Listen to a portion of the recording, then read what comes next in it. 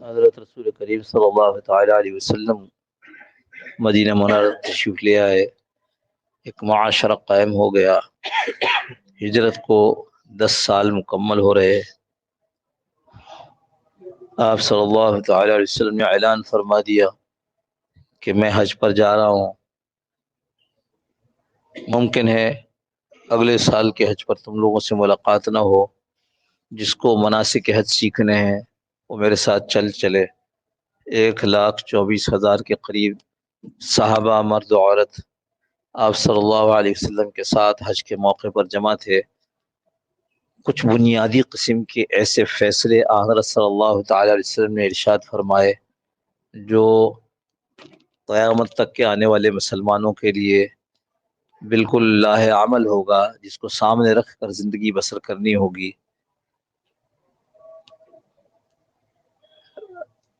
عرفہ کا یعنی 9 ذی الحجہ کا دن تھا۔ یوں فرمایا کہ حضرت صلی اللہ تعالی علیہ وسلم عرفہ کے میدان میں دن گزار چکے، حتیٰ اذا زاغت الشمس، سورج جو ہے وہ ڈھلنے کی طرف چلا گیا۔ پھر آپ صلی اللہ تعالی علیہ وسلم وادی کے بیچ میں تشریف لے گئے۔ پہلے اونٹنی منگوائی، قصوہ لاؤ، ان کی جو آپ صلی اللہ علیہ وسلم کی جو اونٹنی تھی اس پہ سوار ہوئے اور بالکل بطن وادی پر پہنچ گئے، اور وہاں جا کر مسلمانوں کو خطاب فرمایا، جو مشہور خطبہ ہے، تم سب آدم کی اولاد ہو، کسی کو کسی پر فوقیت نہیں، کالے کو گورے پر، گورے کو کالے پر کوئی فوقیت نہیں۔ بہت بڑے بڑے اعلانات اس میں ہوئے۔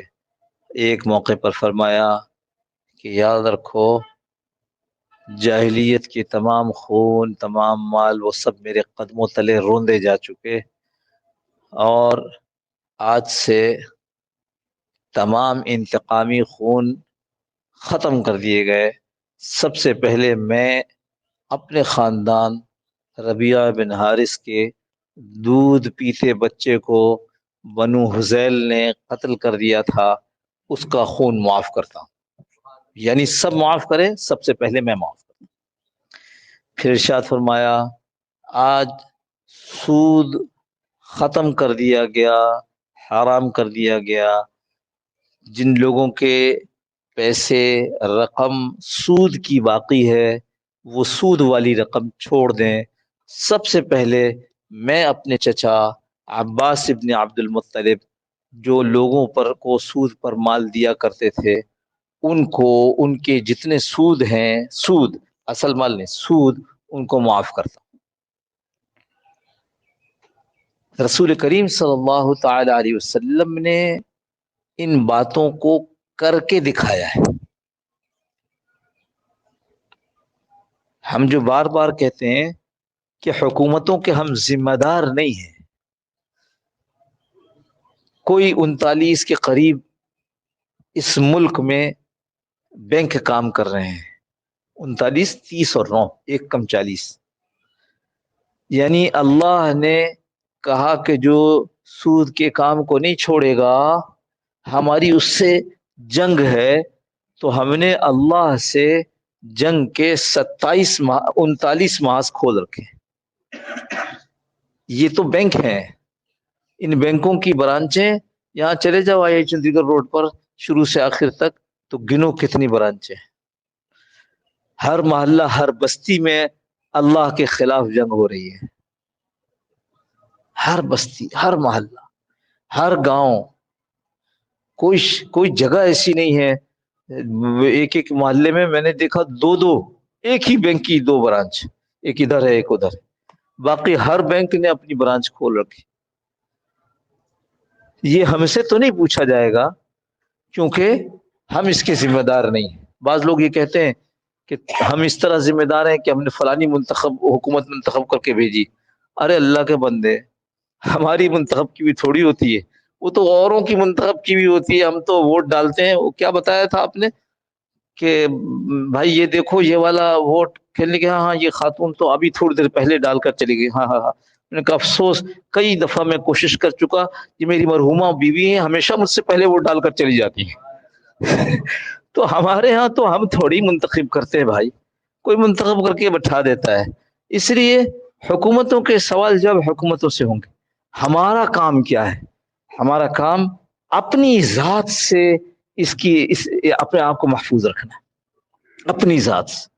حضرت رسول کریم صلی اللہ تعالی علیہ وسلم کا ارشاد مبارک ہے کہ قیامت کے قریب سود ایسا پھیل جائے گا، یہ مفہوم عرض کر رہا ہوں، کہ سود کے دھوئیں سے تو کوئی بھی محفوظ نہیں رہے گا، ہر آدمی وہ بینک کا محتاج ہو جائے گا۔ جیسے جو سود نہیں لیتا وہ بھی کیا کرتا ہے، بینک میں اپنے پیسوں کی حفاظت کی خاطر رکھ دیتا۔ جو آدمی سود نہیں دیتا اس کی پیمنٹ بھی بینک کے ذریعے آ رہی ہوتی ہے۔ تو جہاں پر ہم مجبور ہیں وہاں تو چھوڑ دو، لیکن جہاں ہم مجبور نہیں ہیں وہاں ہمیں ایسا کام کرنا، جیسے میں نے عرض کیا، بینکوں میں شوق سے پیسہ رکھنا ہے، مجبوری سمجھ کر رکھے، اللہ سے دعا کرے کہ اللہ اس سے نجات دلا دے۔ دل کے اندر درد ہو اس بات کا، کیا مصیبت میں ڈال دیا آپ کو، کوئی درد نہیں ہے، اللہ کے حکم کو توڑتے ہیں کوئی درد نہیں ہوتا، تب تو اللہ پوچھیں گے، تب تو ہماری معافی نہیں ہے اگر ہمیں درد نہیں ہوتا اللہ کے حکم کو توڑنے پر۔ سوال ہم سے نہیں ہوگا، ہم سے یہ سوال ہوگا تیرے اندر درد تھا کہ نہیں تھا، تو چاہتا تو اس سے نجات حاصل کر۔ ہم سوچتے ہی نہیں ہے، ہم رشوت نہیں لیتے، باقی کام بینک کا کرتے۔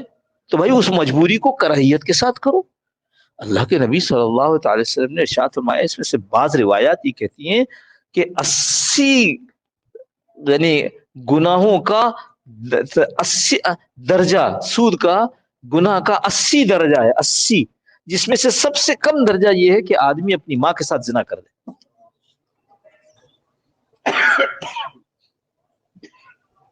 جن لوگوں کو کوئی مصیبت پڑی ہوئی ہے کہ وہ اس کے بغیر بیرون ملک سفر کرتے ہیں، اس کے علاوہ کچھ اور کرتے ہیں، وہ اپنا کارڈ بنا لیتے ہیں۔ جن کو اس کی مصیبت نہیں ہے کیوں بناتے ہو؟ شوق میں۔ میرے پاس بھی کارڈ ہے، میں نے کئی مرتبہ کہا، وہ امریکہ کی خاتون بہت مضبوط ایمان والی ماشاءاللہ، بڑے مضمون لکھا کرتی تھی، اب پھر اس کا نیٹ والوں نے جو ہے نا اس کا ہٹا ہی دیا، کہیں بھی نہیں کرتے، اس کا مضمون آئے اس کو فوراً ختم کر دیتے۔ اس نے لکھا تھا کہ جب تم کریڈٹ کارڈ پر سائن کرتے ہو، تم یہ سائن کرتے ہو کہ اگر میں وقت پر پیمنٹ نہیں کر سکا تو میں اس کا اتنا % سود دوں گا۔ اگر وہاں یہ لکھا ہوتا کہ اگر میں وقت پر پیمنٹ نہیں کر سکا تو میں اپنی ماں سے زنا کروں گا، تو سائن کرتے؟ حضرت رسول کریم صلی اللہ علیہ وسلم کی تعلیمات پر یقین نہیں، ایمان نہیں، اسی تو فرمایا وَذَرُوا مَا بَقِيَ مِنَ الرِّبَا إِن كُنتُم مُؤْمِنِينَ، حالانکہ پہلے کہہ رہے ہیں یا أَيُّهَا الَّذِينَ آمَنُوا، پھر کہہ رہے ہیں اگر ایمان والے ہو تو، نام نہاد ایمان والے ہو تو پھر ہم کیا کریں؟ اس واسطے بڑا خیال کرنا چاہیے، اپنے کمائی کو، کھانے کو حلال رکھنا چاہیے، اپنے بچوں کی تربیت حلال طریقے سے کرنی چاہیے۔ جو لوگ اپنے بچوں کی تربیت میں اپنے مال کا خیال نہیں کرتے اور جہاں آ رہا ہے جیسے آ رہا ہے بس کھینچ لو، صحیح ہے نہیں ہے کچھ نہیں پوچھتے، کیونکہ بعض ادارے تو باقاعدہ ایسے ہیں نا کہ جو مال سے مال بناتے ہیں، جن کے ہاں کام کرنا جائز نہیں ہے، بعض ادارے ایسے ہیں جو چھپا کر کرتے ہیں، وہ کہتے ہیں نہیں نہیں یہ تو یوں جائز ہے، یہ تو یوں جائز ہے۔ اور بعض اوقات آدمی کمائی کے دوسری قسم کی چیزوں میں ہو جاتا ہے جس کی کمائی حلال نہیں ہے۔ تو آپ کو ہم کو پوچھنا چاہیے علماء سے، مفتیان کرام سے، کہ جی میں فلاں جگہ کام کرتا ہوں، وہ یہ کاروبار کرتے ہیں، میرا کام کرنا وہاں جائز ہے کہ نہیں جائز؟ غلط کھانا آ گیا اور وہ میں نے اپنے آپ کو کھلایا، اپنے بچوں کو کھلایا۔ ہمارے شیخ فرمایا کرتے تھے وہ کھانا پیٹ میں گیا، کھانا پیٹ میں جانے کے بعد وہ ہضم ہوتا ہے، ہضم ہونے کے بعد خون اس میں سے جو غذا میں سے آنکھ کی چیز ہوتی ہے اس کو لے کر جاتا ہے آنکھ کے اندر، اس میں سے کان کی چیز کو لے کر جاتا ہے کان کے اندر، اس میں زبان کے فائدے کی چیز کو لے کر جاتا ہے زبان میں۔ تو اب اگر حرام کھایا کھلایا ہے تو وہ جو خون لے کر جا رہا ہے تو حرام چیزیں لے کر جا رہا ہے۔ جس زبان کو حرام غذا مل گئی وہ تو حرام بولے گی نا، جن آنکھوں میں حرام غذا گئی ہے اور اس سے اس کو قوت ملی ہے تو حرام ہی دیکھے گا نا بھائی۔ بہت خیال کرنا چاہیے، دعا کی قبولیت ہٹ جاتی ہے، جتنی دعائیں کرو دعا کی قبولیت ہٹ گئی، کیوں؟ اس لیے کہ حرام کھایا ہے۔ اور ایک حدیث میں آیا حضرت صلی اللہ علیہ وسلم میں، ایک لقمہ حرام کا اگر منہ میں چلا گیا 40 دن کی عبادتیں قبول نہیں ہے۔ اس لیے بھائی اپنے حال پر، معاشرے کے حال پر مہربانی کر لو۔ اپنے اپنے کھانے کو حلال کریں. اور یہی وجوہات ہیں جن کی وجہ سے ہم ایک ایسی جگہ آ کر کھڑے ہو گئے ہیں جہاں ہماری کوئی مدد کرنے والا نہیں ہے. چاروں طرف سے پٹ رہے ہیں، کوئی بم سے مارا جا رہا ہے اور کوئی ظلم سے مارا جا رہا ہے. جس ملک میں بم نہیں گرایا جا رہا اس ملک میں مسلمانوں پر ظلم ہو رہا ہے، اور مسلمانوں کا حال عجیب ہے.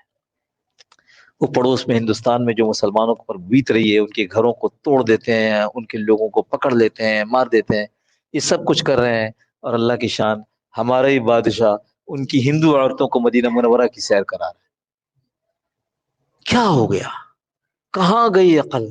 ایک بات اور فرمائی، جو سود کھائے گا، جس معاشرے میں سود عام ہوگا اس معاشرے میں پاگل پن عام ہو جائے گا. یہ حدیث ہے، اس کا مفہوم عرض کیا. یہ پاگل پن ہے. سوچو صحیح کیا کر رہے ہو؟ اللہ کے نبی صلی اللہ علیہ وسلم کے اس دربار کے پاس اس کو ٹہلا رہے ہو جو عورت. ایران والے بھی جب کسی عورت کو بلاتے ہیں یا آنے والی ہوتی کہتے ہیں سر کو ڈھانکو. یہ عورت ویسے ہی ننگے چہرے کے ساتھ پھر رہی ہے، اس کے ساتھ آپ تصویریں بنا رہے ہو اور خوش ہو رہے ہو. کیوں؟ اس لیے کہ وہ بڑی مارکیٹ ہے. اگر ہمارے ہندوستان سے روابط اچھے ہو جائیں گے تو مال بڑھ جائے گا. تو ایمان کہاں گیا؟ اللہ رزاق نہیں ہے؟ اللہ نہیں نظام بنائے گا؟ انما المشرکون نجس فلا يقربوا المسجد الحرام بعد عامهم هذا. بے شک مشرک نجس ہیں، یہ اگلے سال آئندہ سال سے یہ مسجد حرام کے قریب بھی نہ آئے. یہ کیا ہے؟ اللہ کا حکم ہے. اور آگے کیا فرما دیا مانو؟ آگے کہا وَإِنْ خِفْتُمْ عَيْلَةً فَسَوْفَ يُغْنِيهِمُ اللَّهُ مِنْ فَضْلِهِ. اگر تم کو یہ ڈر ہو کہ اگر یہ کافر مشرک یہاں نہ آئے مکہ مکرمہ کے اندر تو یہ مکہ والے ہم لوگ تو بھوک سے مر جائیں گے. ہماری تو تجارت ہی تجارت ہے، ہمارے پاس تو نہ باغ ہے نہ کھیت ہے. ہم تو تجارت کرتے ہیں، لوگ یہ مال لے کے آتے ہیں، ہمارا مال خرید کے لے جاتے ہیں. تو اگر ہم ان کافروں کو منع کر دیں گے، ان مشرکوں کو منع کر دیں گے ہمارے یہاں نہ آؤ، تو ہمارے کھانے پینے کا کیا ہوگا؟ وَإِنْ خِفْتُمْ عَيْلَةً فَسَوْفَ تو عن قریب یغنیہم اللہ من فضلہ. اللہ تم کو غنی اور مالدار کر دے گا. کتنی کھلی ہوئی بات ہے. پھر تم لوگوں کی منتیں کرتے ہو. پھر تم لوگوں کو، ان لوگوں کو جنہوں نے مسلمانوں پر ظلم کا بازار گرم کر رکھا ہے. خیر، عرض کر رہا تھا کہ جب سود کھاؤ گے نا تو عقل تو ایسی ہو جائے گی. اللہ میری آپ کی سب کی حفاظت فرمائے. پھونک پھونک کر چلنے کی کوشش کیجیے. قبر کے اندر یہ نہیں پوچھا جائے گا کہ کتنے روپے چھوڑ کر کے آئے. یہ نہیں پوچھا جائے گا ڈالر کتنے چھوڑ کر آئے. یہ نہیں پوچھے گا بینک بیلنس کتنے تھا. وہاں تو پوچھے گا کیا عمل لے کر کے آئے ہو، کیا وہاں پر ایسی چیز چھوڑ کر کے آئے ہو، اپنے بچوں کو نیک بنا کر کے چھوڑ کر کے آئے ہو. اللهم صل على سيدنا مولانا محمد النبي وعلى اله وسلم تسليما كثيرا كثيرا. ظلمنا انفسنا وان لم تغفر لنا ربنا لا تزغ قلوبنا بعد إذ هديتنا ربنا آتنا في الدنيا حسنة.